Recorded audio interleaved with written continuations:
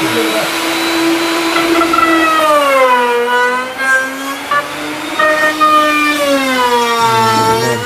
เที่ยงเนาะ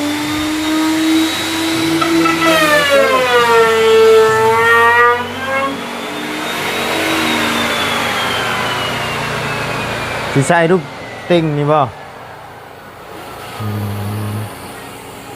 ไม่ชล่าบ่พอจักแผ่นหาตับชาปลายแผ่นจะโทรบอกจานลาวแล้วบ่คุณหนูบอกว่านั่นก่อนก็บุญรถบุญแม่อยู่บ้านเฮาเขาสิมีไอ้นอนย่างไฟได้ให้เลือดมันไหลเวียนดีแล้วก็มันสิเขาเอาไว้นาดได้มาใส่อยู่พื้นแล้วก็นอนย่างเอา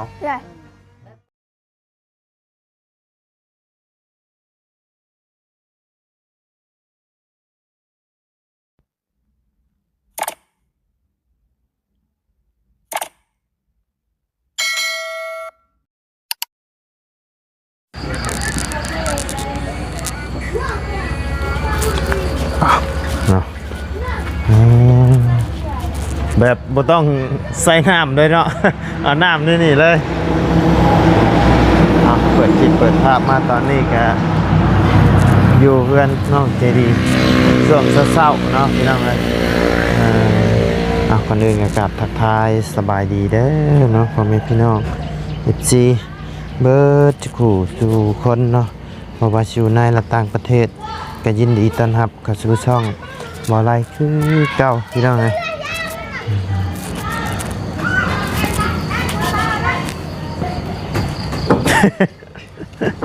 เอาเข็นคือเก่าหั่นแหละเฮ็ดได้มันถอกอีกบ่ได้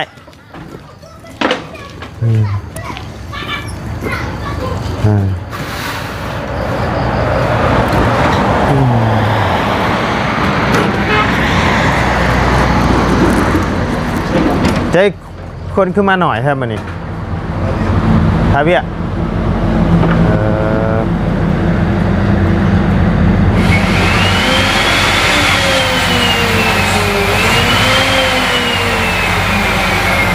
โอ้เมื่อวานนี้ได้ข่าวมาเห็ดทั้งนี้น้ำระบอเมื่อวานนี้นะโอ้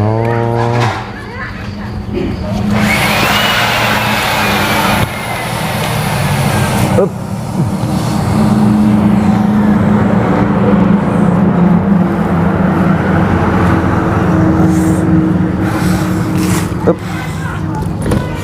ไปข้างสร้างน้ำแดงกับเป๊ปซี่ได้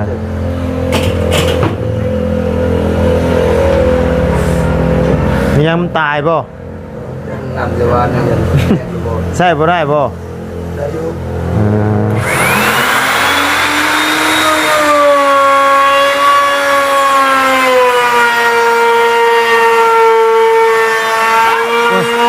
โอ้ยตกใจบัดสบายดีเด้อ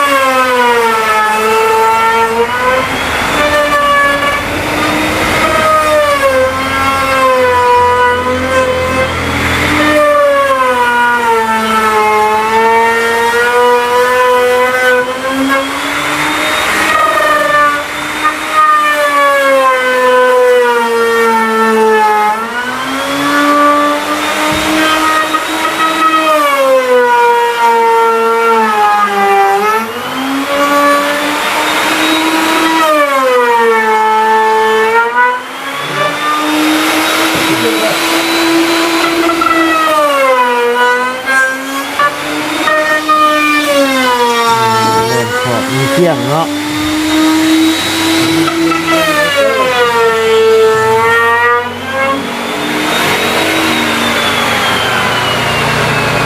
สิใส่ลูกติ่งนี่บ่ไม่ชล่าบ่พอจักแผ่นหาตับชาปลายแผ่นจะโทรบอกจานลาวแล้วบ่นี่พอบุญนาเลยโทรแล้วบ่จังหวะมันมาโทร โทรถามเราเบิ่งดูเราโทรแล้วบ่คันบ่โทรแล้วเฮาสิได้โทรให้ยันบ่าเสียเวลาชื่อเจ้าหั่นนะ ว่ายันเราโทรเขาก็บ่ได้เบิ่งครับว่าในบ่รถเมื่อฝนตกเลยให้โทรใช่แล้วเรากันบ่ได้ยินเลย จันลาวบ่หาโทรหาเราเบิ่งดู สงสัยโทรบ่ได้ยินจะมีแต่จักรยาน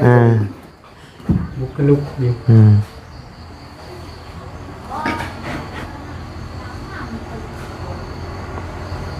เหรอ ถามเราเบิ่งดู เฮ้ยพอนั้นอาจารย์พรบอกเลยบ่นั้นภาชนะบ่พอนั้นบอกแม่นะครับแม่จะเรียก ในสุราหาตับบ่ อื่นก็ได้เอาเฮ็ดนี่ใส่ลูกติ้งทาเฮ็ดนี่ทาเบียกยังได้อยู่ล่ะ เช้าเลยเด้อย่าแล้วมันบ่มือเสมอเนาะ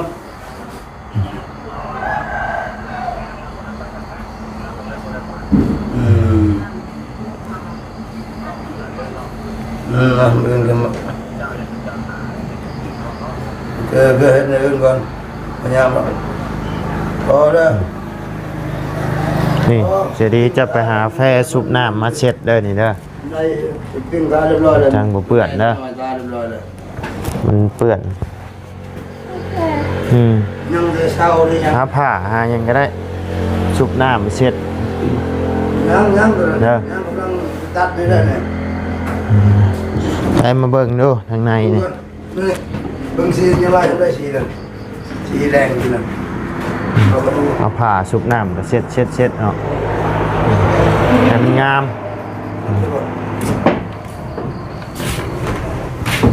นี่หน่อย เด้อมัดเลยยังสีขาวเลย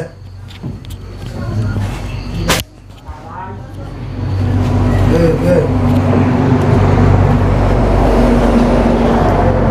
นี่ได้งามบ่งามเนาะ โดย เด้อเดี๋ยวอันนั้นแล้วเนี่ยกินข้าวกินน้ำนะบ่ นั่ง กินข้าวกินน้ำแล้วนะเอาแพรมาเสร็จมาล่างนี่เด้อ โดย ให้มันงามไปเอาห้องนี่บ่จะ สีแดงตัวนี้ ไป แล้วเปล่า ฮะ จักรเอิญยัง เนี่ย โอ้โหเมื่อวานนี้เราล้มรถ โอ้ ท่านบอกเรานอนอยู่นี่ รถล่มบ่ โดยตอนจังโมงนะ8 โมง7 โมงติคอยนอน ใช่เรา ไม่ เลย เท้า แต่เรานอนอยู่ใช่ตอนนี้ นอนเรายืนไม่เท้านะคอยนะนอนเฮือนแม่คอยมันพุ่นตกนี่แต่โรงเรียนปลุกว่าน้าบ่าวล้มรถนะคือไปเบิ้ง เพิ่นนอนอยู่ลุ่มแม่นบ่ ไป ละระบาดเจ้าตอน นอนอยู่กับเราอยู่ น ต้ อ อน ง นอนอยู่เทิงเฮือนเพิ่นบ่ โดย ไว้ที่นอนอยู่ลง จะเดียวว่าลุนอนอยู่ลุ่ม เพราะว่าเราอันนั้นนะกันรถนะมันมีใส่ไฟโคมอันนั้นนะ พอมันปิดโดม เจ็บหลายบ่ กะบาดลายอยู่ บาดหลายอยู่ โดยแต่เราเอาแต่โคม โคมมาโเอาอ้จังหน่อยกับเจ้าอีกฮะ บอกว่า จะเดียวว่าตอนนี้เราอยู่ลุ่มบ่ตอนนี้ โดย ไปเบิ่งไปเถอะไป แล้วห้องเงินเรียกมาแล้วเราที่ให้แน่ ไปเบิ่งไป น้องเรียกว่าคนอยากรู้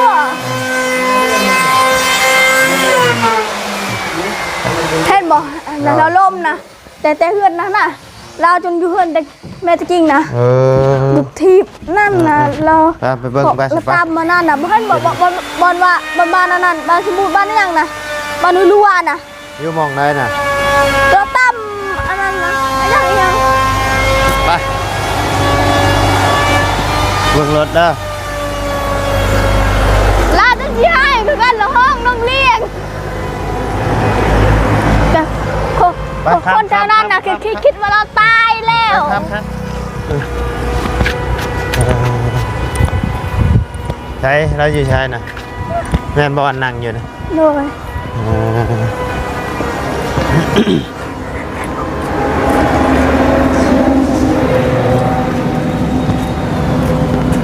เป็นอะไร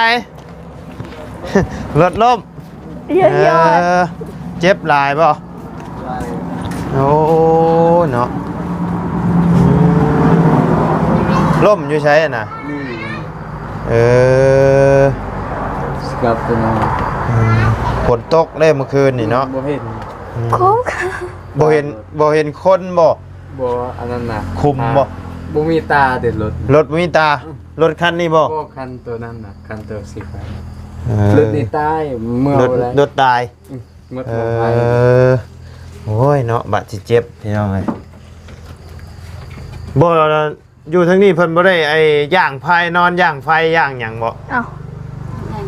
เอาอยู่ทางบ้านแบบคือคนอยู่กรรมอย่างเงี้ยเพิ่นย่านไปว่าเลือดกล้ามเลือดหยังนี่รถล่มรถหยังเพิ่นนอนย่างไหนอันนี้ไปซักยาแล้วบ่ เนี่ย อ๋อคือผู้ไปซักยาซักได้น้องเอ้ยแม่นอยู่ตอนนี้บ่เป็นหยังบัดอันบัดแม่นบัดอันบัดมันโดนไปพุ่นไหน ใส่เอเลี่ยน ฮะ มันหาย ภาพไปแล้วล่ะตอนนี้ก็ไปฉีดรถ ยังคาเลย คือเนี่ยเลี้ยงปุ๊บจะดีมันจะตื้อปีลมรถ ไปซักยาไล่เลือดนะสมปกติมันต้องไปแต่เมื่อคืนนี่ผู้ปกติ คือ นะ มันแหละ นี่คือยา ผู้ ยาเลย ญาติ แต่มันน้อยให้กระเต็กปาดมันนี่ปอนออกก็เป็นตะเบิ้งครับมีแต่ ใครแต่อันหน้าบ่เป็นหยังเนาะฉันน่ะเบิดความรอ ชอบเรือได้แล้วเรือลงแต่น้อย เจอหลานยิงบ่ โอ้ยเนาะหลานก็ได้แล้วว่าแฮงเจ็บแฮงยิง ลมถึง มีแต่ยาอยู่กลางนั้น มันดึงไปฮอดน่ะ พอดผู้ ฮอดเตือนสวี ป่อโถ รถน่ะอยู่มันเก่าร ถอยู่หมองเก้าแต่เจ้ากิ้งไปบ่ได้เอาไผไปเอาเจ้าค่ะ เอาเองลูกเอง มาเอง ลูกเองไหม เออ แต่มันฮอดเงินมาฮอดเงินมาให้เลย น้ำหนักเด็กทรงกับขาด ส่งขาดไปเลย ไปชักยาได้เลือดเด้อเจ้าเด้อ ไปชักได้น้องเอ้ยแม่นอยู่ตอนนี้เจ้าบ่เป็นเด้ ก็ได้ข้อสัก โอ้ยกับบ่พ่อฮอดไอ้2-3แสนเนาะเท่าไรก็ชักเด้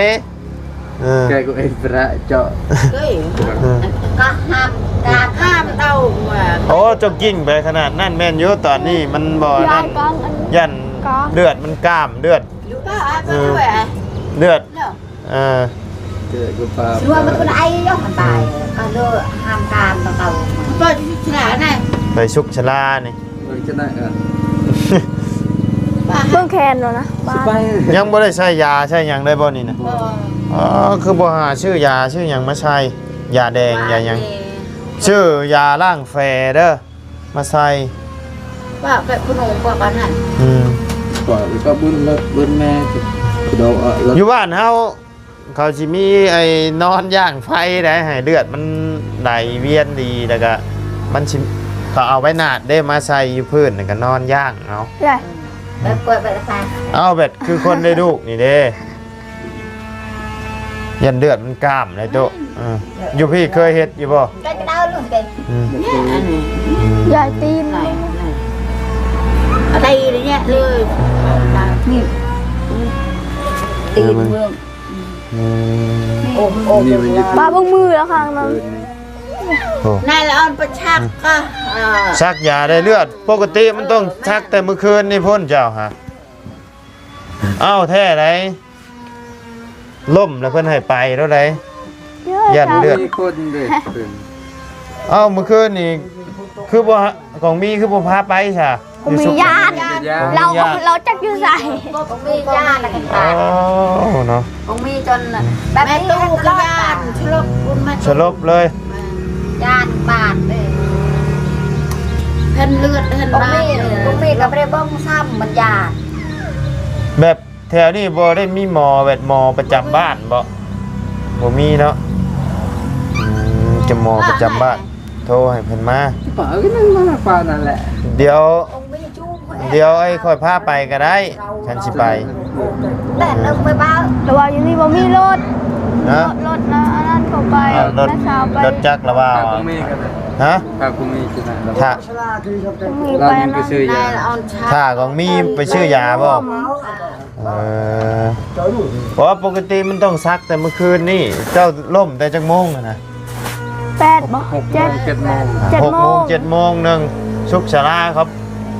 ยังเปิดอยู่ 7 โมงนั่นแหละ อ๋อมันบ่เห็นทางเนาะ เอาโคมยัง เออยังดีแล้วบ่เป็นหยังฮะ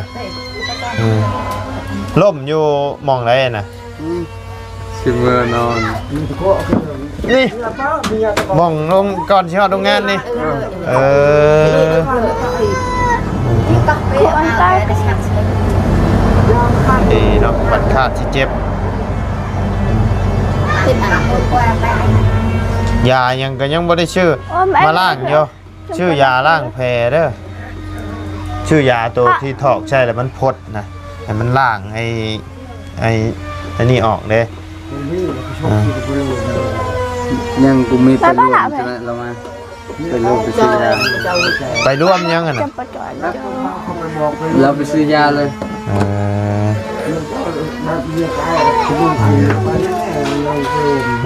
เฮ้ยเนาะ เก็บไว้ ก็เอิ้นหาตา ถ้าเรามาจะไหนไป ถ้าไปกับของมีบ่โอเคโอเค ช่วยเลยนะช่วย น่าจะนี่กูไม่เจอจนเอ็ด ได้เอาปลาไอ้เอาปลาก็มี รถไฟจากคัน รถ พ่อหลวงตา โมตาไปชักให้ พ่อตา เออ เบิ่งมอไฟก่อนนี่รถนี้บ่มีมอไฟ รถมีมาไฟ บ่มีเงินไฟ เออ ใครอยู่ยังยังนั่นได้อยู่ ถ้าผมนี่มามันจะเอารถไป เออ ไปรวมจะได้เอาไป หน่อยอยู่บ้านเฮานี่นอนจุไผอยู่ลุมแล้วก็นอนตุ่มผ้าห่มบ่ได้นะให้เหืออีหยังมันออกให้เลือดมันไอ้นั่นเด้อยู่พี่เพิ่นบ่เคยเฮ็ดเนาะตู้เนาะอยู่บ้านเฮาเพิ่นเฮ็ดได้แล้วก็ซักยาไล่เลือดน้ำ ปกติขี่รถนี้ไปรถนี้มัน สตาร์ทบ่ได้ ขับบ่ได้เลยบ่ เออ บ่ได้ขี่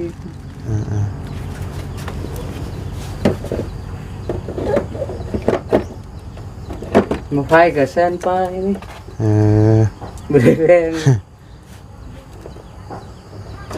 งานขาดใช้เงินชาบกันบ่ชาบขาดมาไฟถึงอย่างนี้ รถคือว่ายังใหม่อยู่เนาะ นี่ปลาจะโอ้ยาเอาเลยงมเอาเลือดอะไรจะติดเยอะอยู่อันเดียวแต่จะตักเบิ้งก็เอาเลย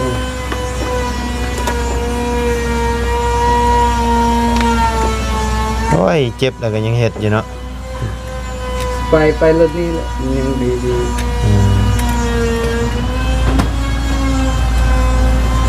ก็มีกันตะเบ็ดอยู่ บ่แรงพ่นเจ้าสิเจ็บอ้ายหยังเจ้ามันตึงตอนนี้เจ้ายังบ่ทันเจ็บปานใดหรอกอ่า อ้าวเขาเข็นทุกตก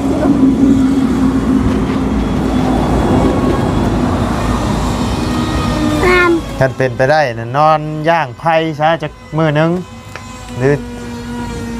เอ้าแท้ได้น้องเอ้ย ไปว่ะ แม่นย่างไผ่ให้เอาข้าวจุไผ่อยู่รุมเอาทานใช่แล้วก็ผ่างมคุมหัวไปเลยเอ้าอันนี้เอาทานเชียร์ใช่แล้วเขาก็นอนอยู่ในนั่นเลยเบ็ดคือคนในลูกนี่แหละตุเป็นเห็ดนะ เอาให้เหือให้หยังเขาออกเด้ยันเดือดมันกราบมันอย่างเด้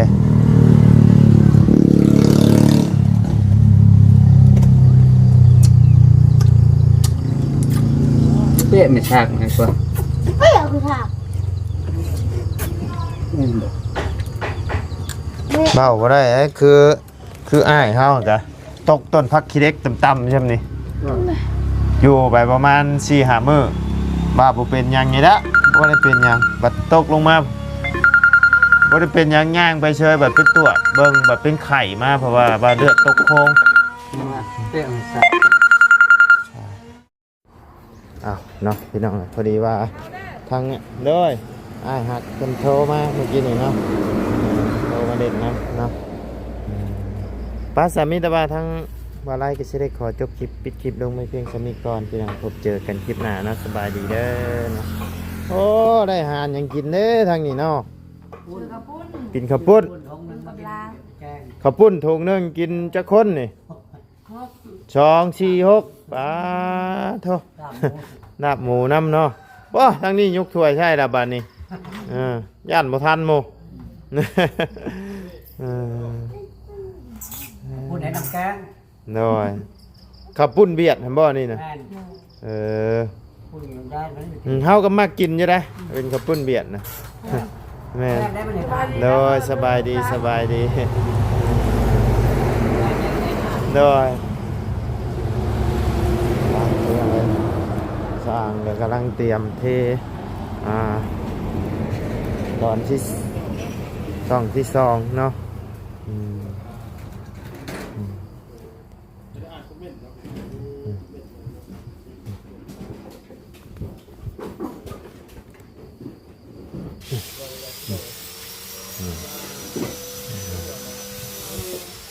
เอาโอเคจ้ะพี่น้องเลยปะสำหรับคลิปนี้ล่ำลาไปเด้อพี่น้องเด้อพบเจอกันคลิปหน้าขอบคุณขอบคุณพ่อแม่พี่น้องและ FC เบิร์ดสู่สู่คนเนาะที่เข้ามาติดตามนะครับส้มทั้งสองบาไลเนาะสำหรับคลิปนี้ล่ำลาแล้วพี่น้องสบายดีเด้อ